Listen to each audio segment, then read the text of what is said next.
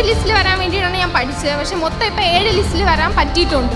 അത് എൻട്രി മാത്രം ഉണ്ടായിരുന്നുകൊണ്ടാണ്. ഞാൻ ഒരു കോച്ചിങ് സെൻറ്ററിൻ്റെ പടിവാതിൽ പോലും കണ്ടിട്ടില്ലാത്ത ഒരാളാണ്. എനിക്ക് എവിടെ നിന്ന് എങ്ങനെ എന്ത് പഠിക്കണമെന്ന് പോലും അറിഞ്ഞുകൂടായിരുന്നു.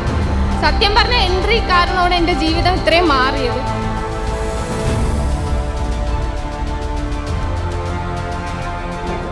റാങ്ക് നേടാൻ